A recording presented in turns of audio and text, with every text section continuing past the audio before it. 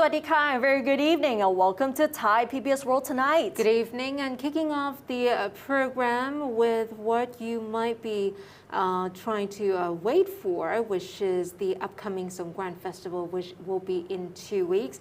But it looks like another dry festival yet again, as the public health minister has come out to say that there should not be any water splashing event just yet in the Bangkok's famed Khaosan Road, which is haven for a backpacker here in Thailand in Bangkok. And that is also in line with other authorities such as CCSA and Culture Ministry's guideline about no water splashing this year.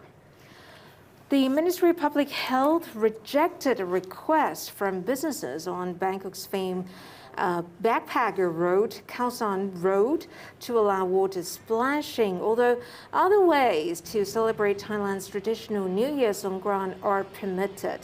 So according to Public Health Minister Anutin Chanviragul, it is still necessary to keep the risk of COVID-19 infections from close contact to a minimum among the Songkran revelers. He admitted, though, that it will be difficult to prevent people from being close together when they gather at a specific venue.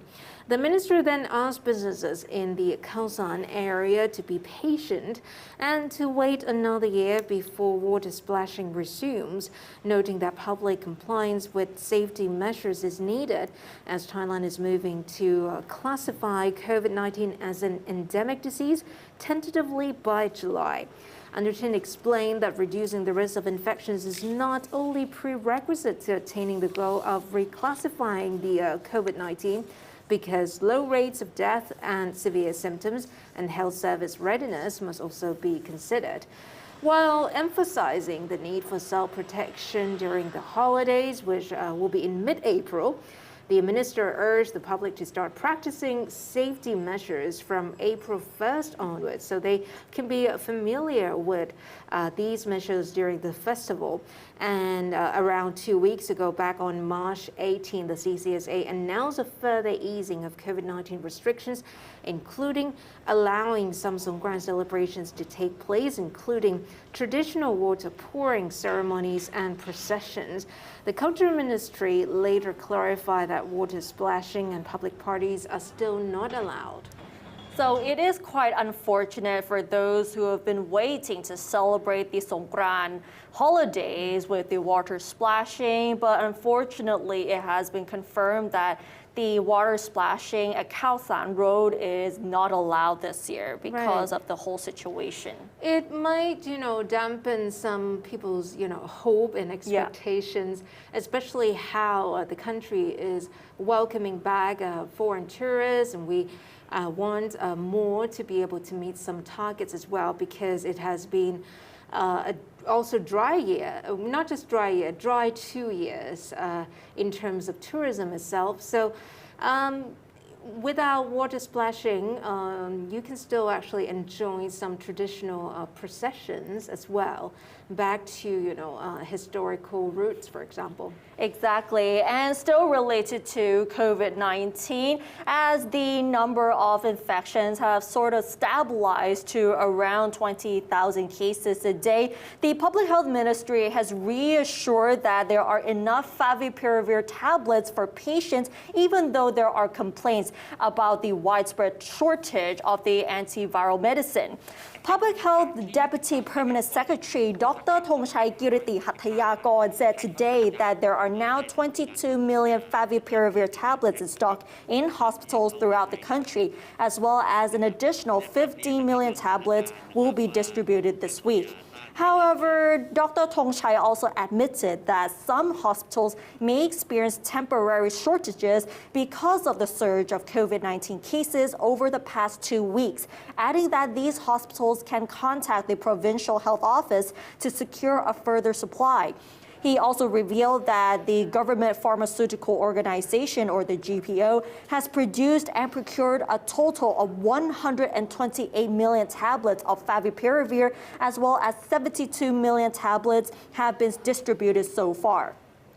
Favipiravir is prescribed by doctors only to patients for which the treatment is indicated, which excludes asymptomatic cases and those with mild symptoms who will be prescribed medicine appropriate to their symptoms. And only 26% of those infected with COVID-19 actually require Favipiravir. The ministry has also procured other medications such as molnupiravir, Paxlovid, and remdesivir to treat COVID-19 patients. And the Rural Doctor Society complained yesterday that several hospitals are running short of Favipiravir, prompting denials by the Public Health Minister Anutin Chanvirakul, as well as other senior health officials. So the ministry has assured that there are enough Favipiravir tablets for the treatment of COVID-19 patients. Exactly. And moving on now to bilateral relations, especially quite high-profile resumption of bilateral relations between Thailand and Saudi Arabia after 3 decades of frozen ties. And in latest development, some chicken meat have been exported from Thailand to Saudi Arabia, and that marks just the beginning. And that is the first lot that has been exported since yesterday. That is actually the first time in 18 years. So Thailand shipped the first consignment of chicken products to Saudi Arabia just yesterday, which was the first time in 18 years. And the shipment took place 2 weeks after the Saudi Arabia lifted an 18-year ban on Thai chicken and egg imports. The Commerce Minister, Surin Laksanavisit, said that Thailand's chicken industry has taken a momentous step in the Middle East.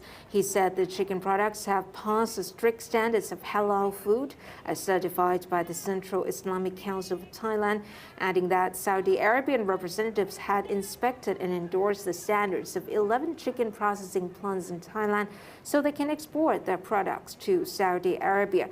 So the Middle Eastern country imports 75% of its chicken products from Brazil and 25% from Ukraine and France.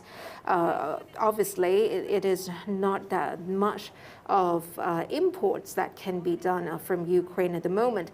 But from now on, this is also where Thailand can come in.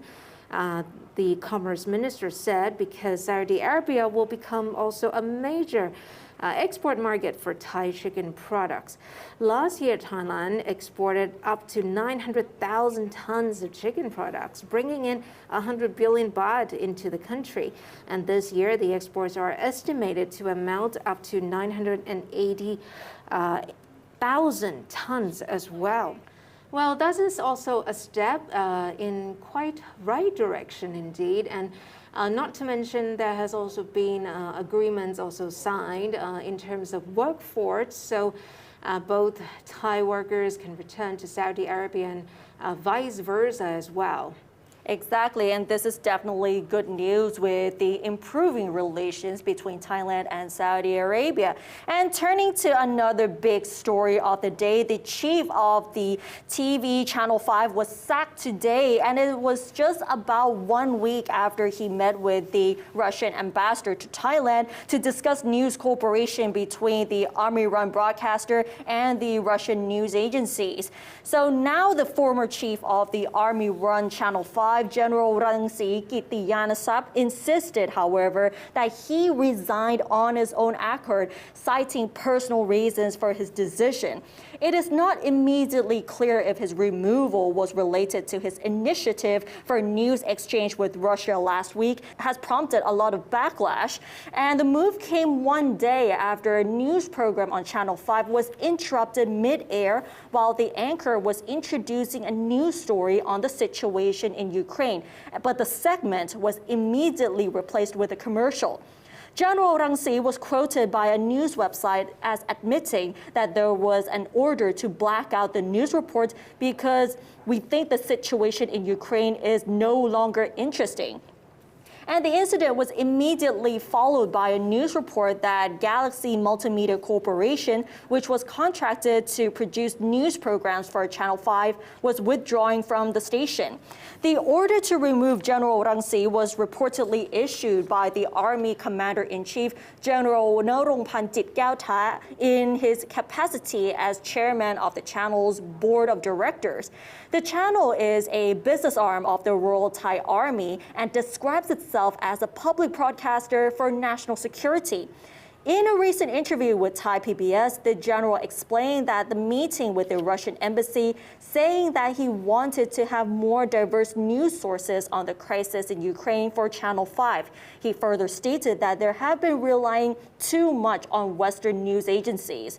General Rang Si later met with Ukraine's chargé d'affaires to discuss news exchanges with Ukraine in what he described as an effort by Channel 5 to be balanced in its reporting on the war in Ukraine. So with the Channel 5 meeting with the Russian ambassador and later with the Ukraine's chargé d'affaires has caused a lot of controversy, especially with the current war between Russia and Ukraine. So many people weren't happy with what was happening. Right, exactly. And of course, we here at Thai PBS was also trying to present a balanced news here as well. But bear in mind, it is highly controversial and politicized issue. And of course, the civilians actually reaching more than 1,000 now that have actually lost their lives. Exactly. And moving on now to something much lighter, but probably not very good news for the locals of the province of Lopburi province, which are suffering from the overpopulation of monkeys there, which are actually causing so much trouble and wreaking so much havoc. So a team of veterinarians and officials from the Department of National Parks, Wildlife and Plant Conservation are discussing ways to deal with rapid increase in the monkey population in the central province of Lopburi, which is adversely affecting many locals and visitors. They are considering sterilization of the primates to control the population instead of relocating them. The increased number of monkeys is scaring merchants and customers away from the Menorah Sunday market as they ruin stock and attack customers. And even worse, the market area is being fouled by monkeys defecating all over the pavement. And according to our Thai PBS reporters, large troops of monkeys climbed the buildings and utility poles, with some searching through trash cans and along the roads for food. Back in 2020, Lopburi recorded a total of 9,300 monkeys in the province, 3,100 of which live in Mueang district. 900 have already been sterilized to control the population. However, actually at least 70% need to be sterilized. So far, the authorities have not yet succeeded in controlling the monkey population because the budget for monkey sterilization is allocated for the entire country and not only for the province. And another problem is that monkeys breed throughout the year with no defined mating season. So according to the director of the Conservation Forest Management Administration Office 1 in Lopburi, the relocation of monkeys would cause more problems, in fact. So the only effective option is mass sterilization. But this is, of course, not the first incident, Kunat. Back in March 2020, there are videos of monkeys brawling over scarce food that actually went viral. The shortage of food is due to the lack of tourists who normally feed them. And the topic was also featured in an episode of America's The Daily Show with Trevor Noah. Well, our monkeys certainly make it quite big internationally. Right. But they are not good news for the locals. So, of course, the authorities have to accelerate in trying to find ways to deal with them. Well, this is going to be real monkey business, Kunatai, because of the growing population of the monkeys in Lopburi, which has been causing trouble for many of the locals as well as the merchants. Exactly. Do share with us your opinions, what you think in the comment section. And with that, we wrap up this edition of Thai PBS World Tonight.